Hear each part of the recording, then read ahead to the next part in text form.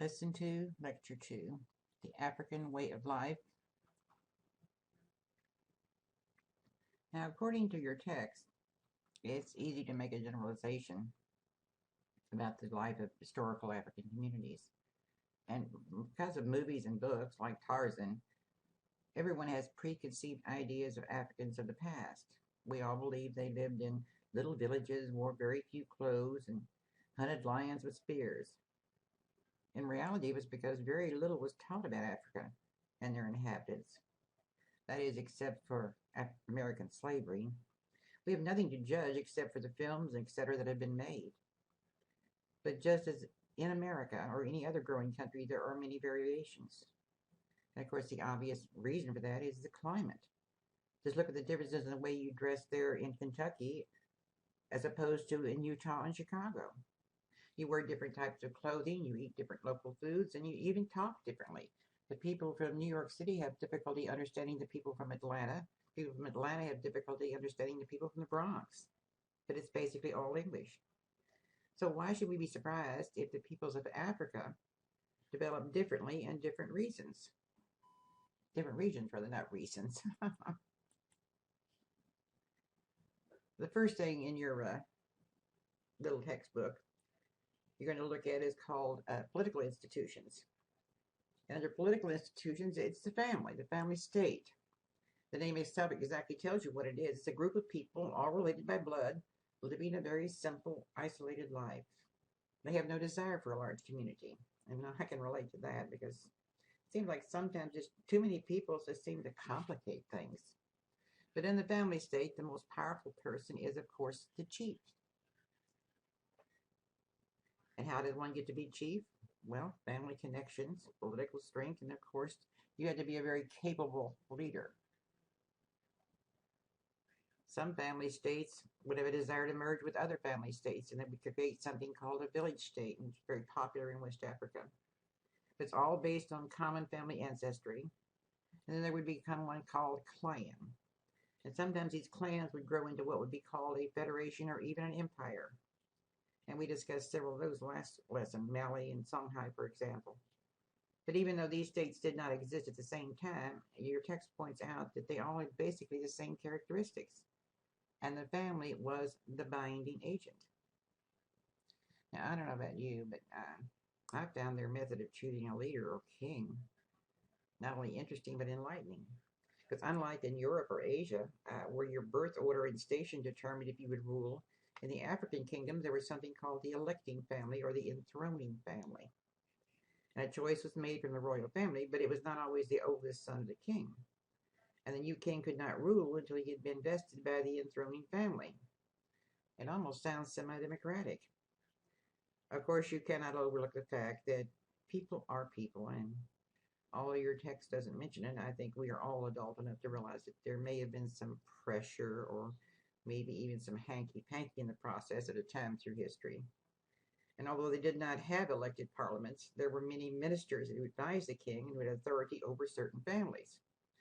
And the rulers were smart enough to realize that in order to keep peace, so to speak, there had to be local leaders.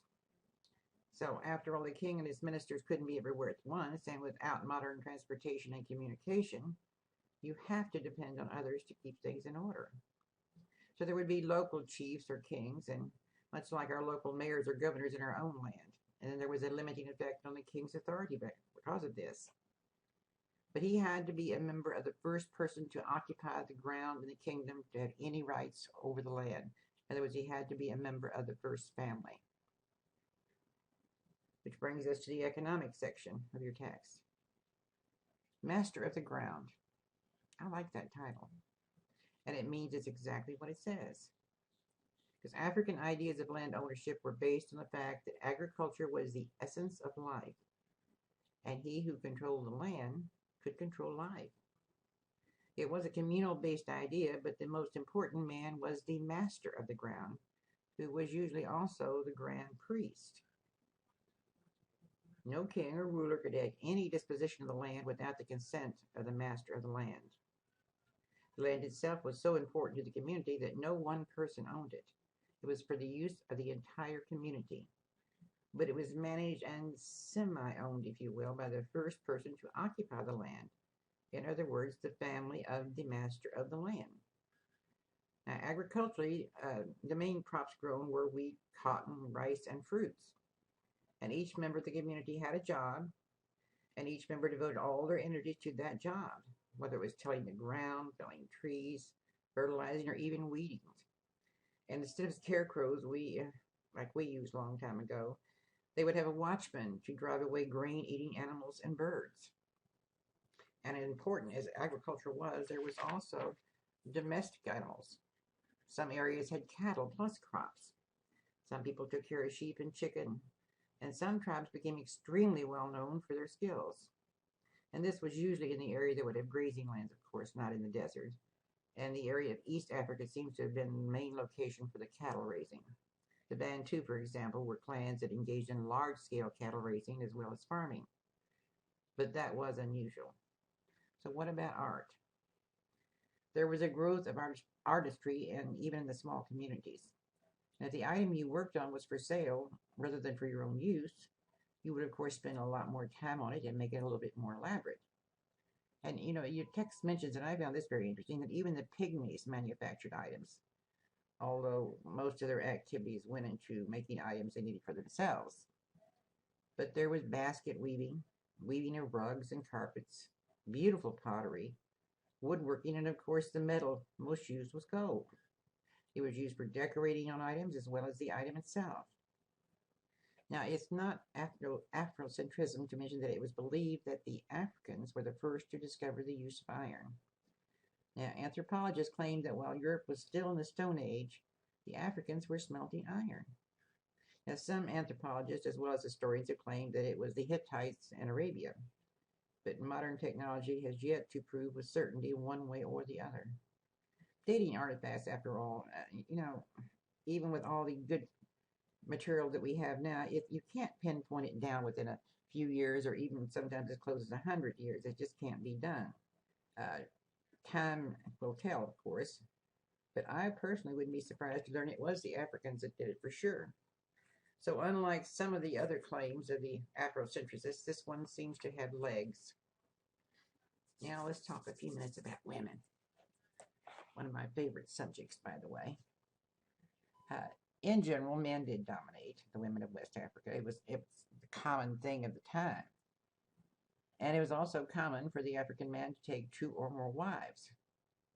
And to a degree, custom held the women to be the property of men. But West African women also enjoyed a relative amount of freedom that impressed the Arabian and European visitors. In ancient Gaul, for example, women sometimes served as government officials. And later in the forest regions, women even sometimes inherited property. They owned land, or at least controlled it and its income.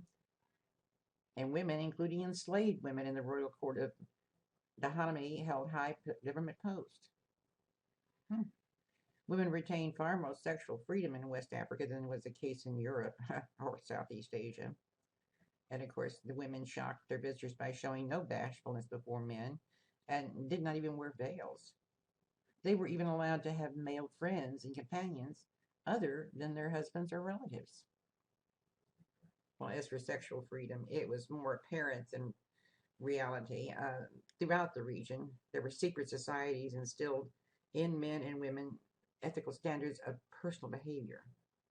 And the most important secret societies were the women's Sandi and the men's Poro. And those societies would initiate boys and girls into adulthood and provide sexual education.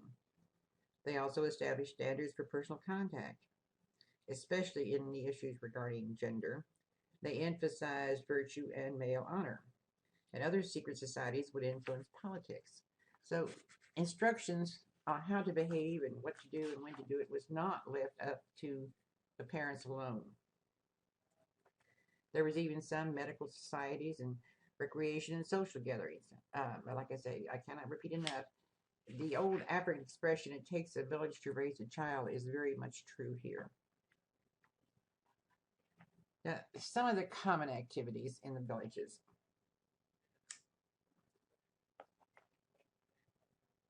When you stop and think about all this creativity going on, uh, making stuff for yourself and making stuff to sell. Who got all the stuff? Who was the receiver of all the goods? Well, they were smart because, as any good businessman will do today, each village would specialize. Where one might be a fishing village, another might spend all his time making baskets or rugs. Now, the downside of that is if you spend all your time making baskets or rugs, you don't have time to fish if you're making rugs. So you have to get it from some other village. Oh, hey, isn't that called trade? What a concept. But it didn't stop trading with other communities, and some trade as far away as the Mediterranean and Egypt and even into the Near East. Of course, everyone couldn't go trade. So now we see the middleman. Now, doesn't this sound like businesses today? The farmer grows the corn, he sells it to a co-op, the co-op does something and sells it. I mean, 2 or 3 people see it before it gets to you. And with all the trade routes and the comings and goings, not only were trade goods exchanged, but common sense tells us that culture was also. So not only did the African export goods and part of their culture, they inadvertently, or perhaps on purpose, they imported goods and culture.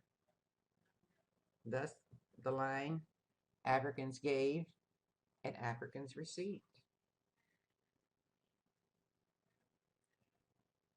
Social organizations is covered next in your chapter.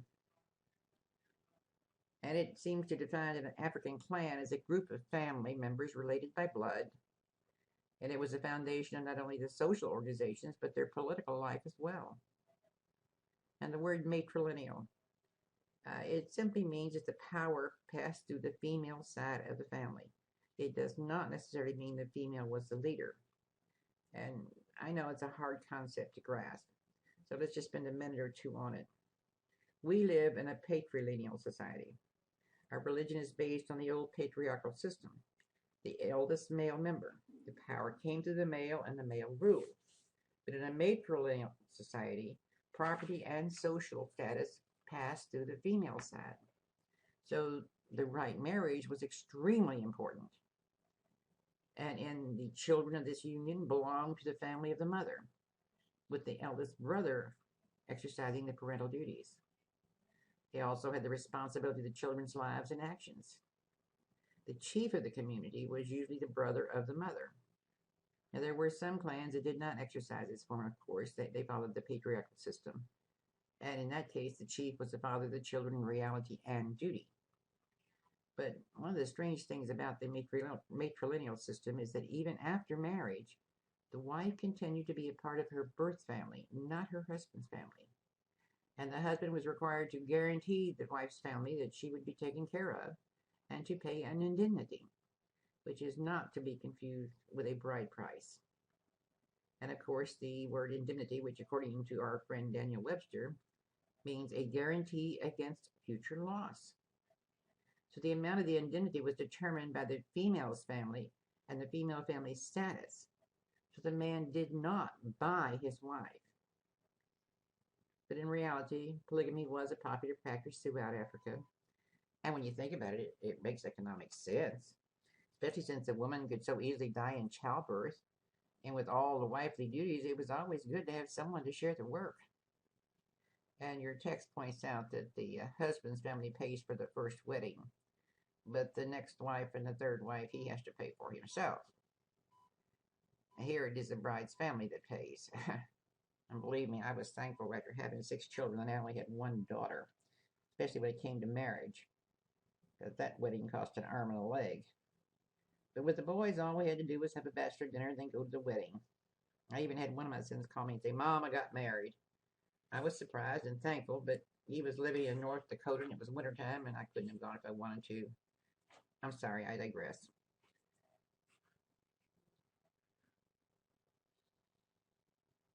So I can say religion determined the number of wives allowed.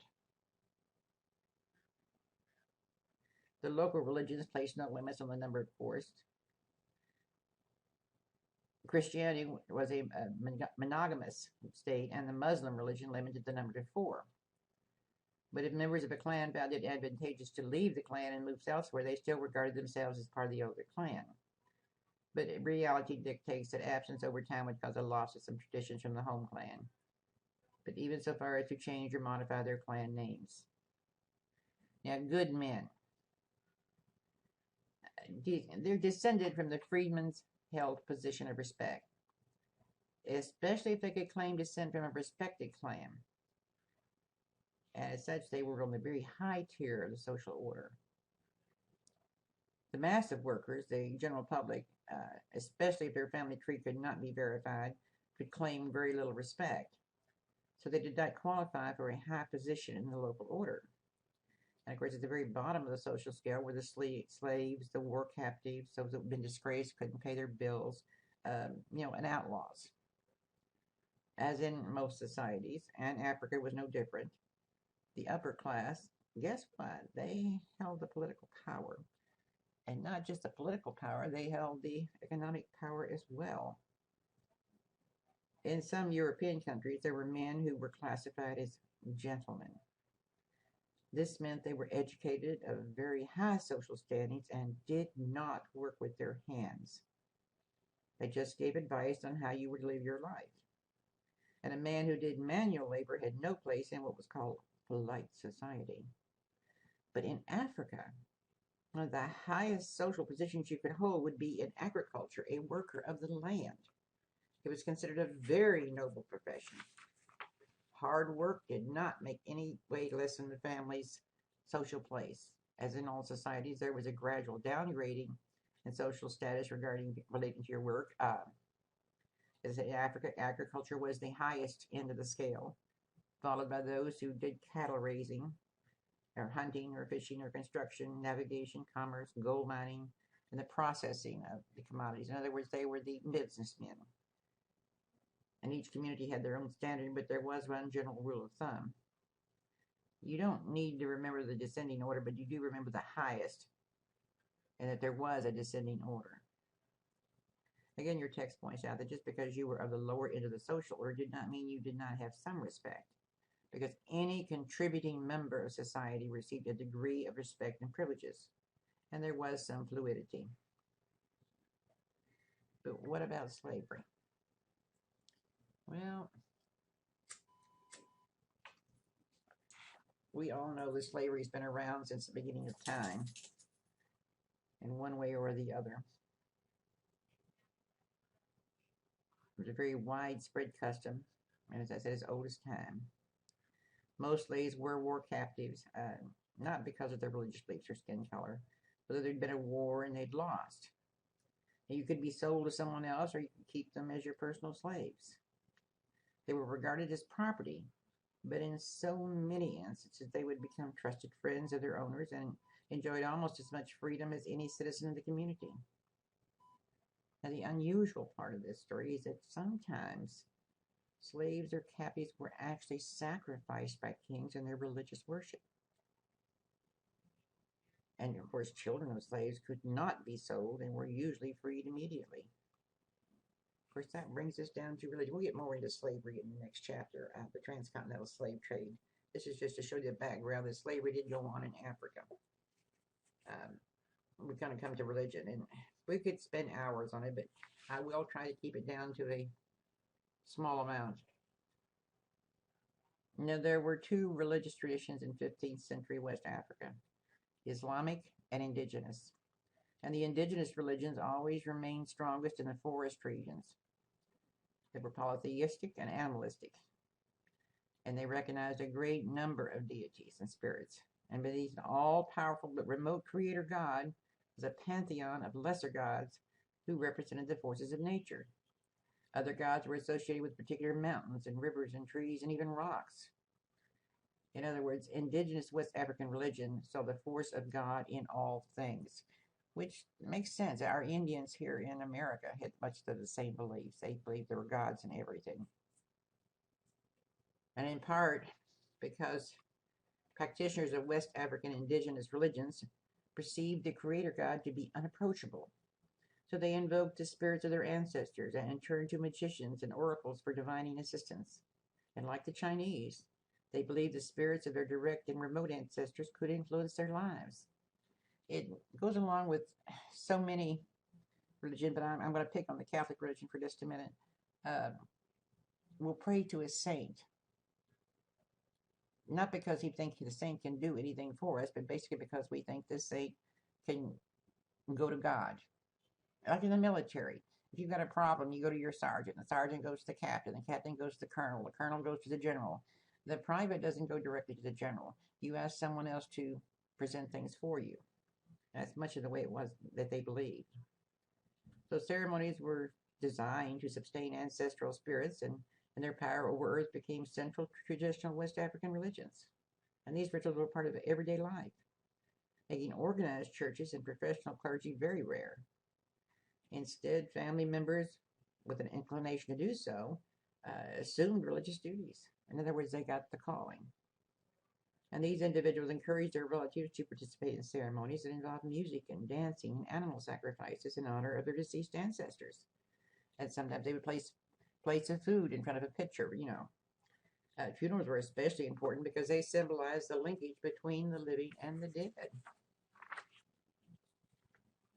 Now, religion is very personal to most people. And our Native Americans believed, as I said, that everything had a spirit and there was a boss spirit. There was also a great deal of respect for the spirits of the departed. Like I say, it really wasn't that much different than the African indigenous religions before outside religions arrived. Originally, the Africans believed much the same, with a great deal of what is termed as animalism. They believed that they had magical powers some way and could cause good or bad luck. And veneration of ancestors was also a good part of this belief. And of course, there was a chief god, boss god, or supreme being. The chief priest of a local clan was usually the oldest living member of the descendant of the original ancestor. And as such, it was the priest that held domination over the grounds and the water and the atmosphere. And they were in communication with the souls of the departed. They conducted worship services at cities and set aside for worship. And at these particular sites, there would be bones of the dead, consecrated wood and rock, or statues representing objects that were held in awe. And there were times in the early days, just as in Asia and in our own Christian times, when there was a blood sacrifice to appease the spirits. Usually it was an animal, but on occasion it was a human. But for the most part it was, according to your text, a prisoner that would be sacrificed. Not like the Mayans or the Aztecs that sacrificed babies and virgins to appease their gods. There was also much belief in magic. They believed in the power of the amulet and the talisman and anything that gave them comfort or helped explain a situation. In Africa, magic was more individual. It was used to obtain personal satisfaction. But religion, on the other hand, was more for the entire community search for satisfaction. Now, funerals, well, they're usually a good indicator of the belief system of any people. And in Africa, the ceremonies of funeral were elaborate and very long. And they would not take place right away because haste was not an issue. The deceased would not be buried until the entire family had viewed the body and had a chance to participate in the ceremonies. And the care with the departed lets us know that they not only believed in an afterlife, but that the departed spirit was very, very powerful. And they also buried them in the ground. Now, Muslims, called Almoravids, crossed into Egypt in the 7th century and the following century into North Africa. However, the area below the Sahara Desert was a bit slow in coming around. And it wasn't until the 14th century that inroads were made into that area that we're studying today called West Africa. But unless you force a people to accept your religion, there has to be something attractive to offer. And Islam offered much. It offered education, it offered medicine, it offered trade. And there is not in the black, it's just in some religions, the black Muslim was treated as an equal to the white Arabian Muslims. And they could have more than one wife. Now, Christianity, on the other hand, had been around since the inception in North Africa. And here again, the area below the Sahara didn't see Christianity until the 16th century. and it was brought in by the Portuguese. Christianity was a little bit strange. It taught equality, and yet it had no problems with justifying buying a slave and shipping him far away from his home. And you could only have one wife. So you can see without too much trouble why the Islam religion had more success than Christianity. Next, we're going to cover the arts a little bit. We did cover it a little bit when we talked about trade and artistry, but the carvings, they're beautiful. They carved in wood, they carved in stone, they carved in ivory, and they carved in gold. And some were used strictly for ornamentation, some were for sale, and some were for religious practices. They were not only beautifully carved, but they would be rather elaborately decorated. And it wasn't just the carvings. The cloth woven would have jewels and other artistic decorations woven into them. And when you think of the music in Africa, your first thought is, of course, the drum. They are developments of that instrument. But as you were told in your text, they also developed the xylophone, the guitar, the zither, the harp, and the flute. Because music and dance was used for many purposes in their culture. It was used for work, it was used for religion, and it was used just to have fun on a celebration. Now, in the early days of America, each Indian tribe had their own language, just so in Africa. Each clan or kingdom had their own language. Now, American Indians did not develop a written language very early on, and neither did the Africans. It wasn't until after the arrival of the Muslim that they began to be writing other histories and tales and languages. The early Africans, just as the early American Indians, depended on an oral tradition, and the keeper of these stories was a very important person.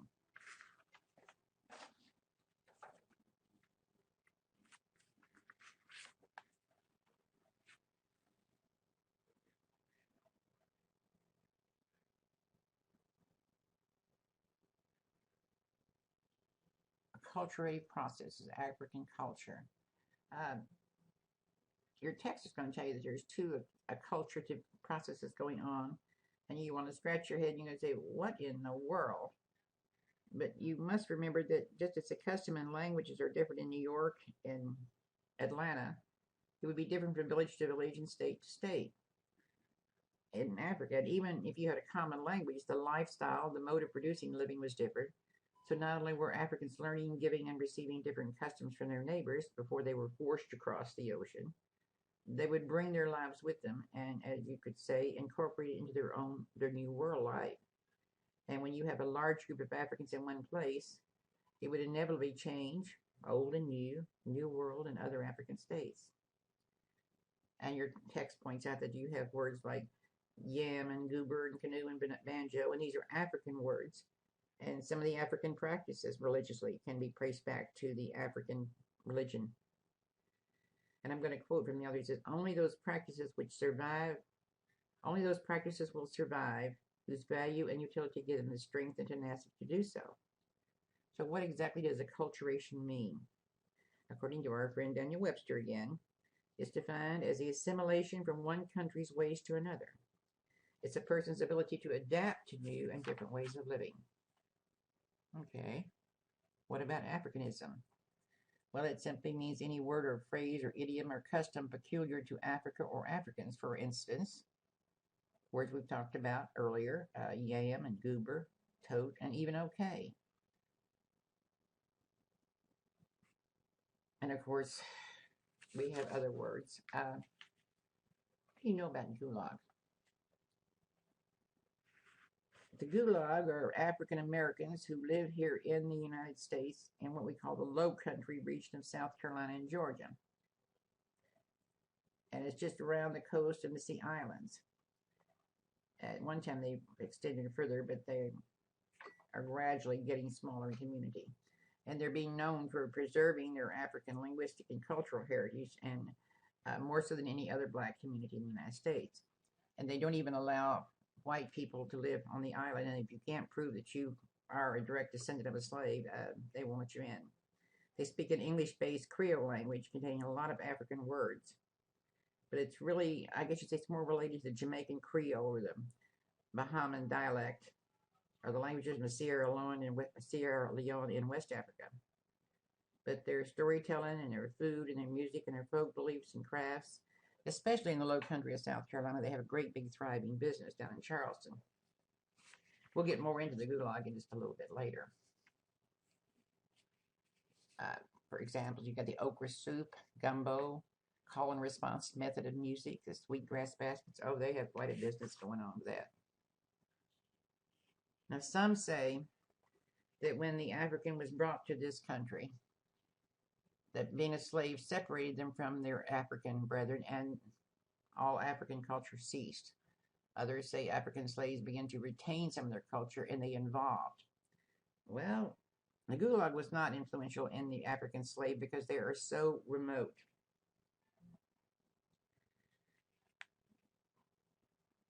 But some of the words I think I have here, yeah. It's examples of African words. So these are not, they don't say banjo in African. We've translated it from African to English. The banjo is a string musical instrument. It's translated hip hip, well-informed, alert person. Have you ever heard the expression, boy, he's hip? It's a little bit outdated here in this country, but I remember it well. Rudy Toot. There's another one from the 20s.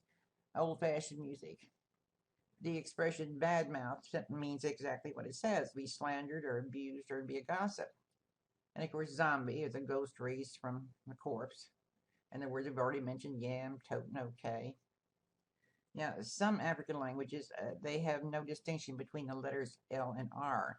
Thus, fried becomes flied. And some African languages do not have a the sound, the th sound. Thus, that and those becomes dat and those. So there's not because they're ignorant or uneducated, it's because they don't have that sound in their language. But the slave artifacts, such as the mats and the rugs and the walking canes, they all reveal that their culture from Africa wasn't lost when they came over here. And their religion, they combined it with the African and Christian religion in Europe in the early 1600s and came up with their own little form. And folk tales, oh my word, we have proven that most of the folk tales are either direct or a derivative form of an African folk story. And they brought with them the ability to farm rice and millet. They knew how to irrigate. And one of the prized things for the Americans when they would buy these slaves was the fact that these men knew how to farm. They knew how to irrigate. It was a prideful thing in Africa. And they also could take the heat and didn't get sick as quick as the white man did. The food, oh, we have stolen their food. Southern food, okra, and of course, deep fat frying. Oh, I watched a show on the Food Channel this afternoon. It was guys, what is that? What show? It goes from place to place. Oh, diners, drive-ins, and dives. And this guy was showing him how to do something. He said he was going to put it in a southern oven. And guy wanted to know what a southern oven was. Well, the southern oven is you put it in hot grease and you fry it.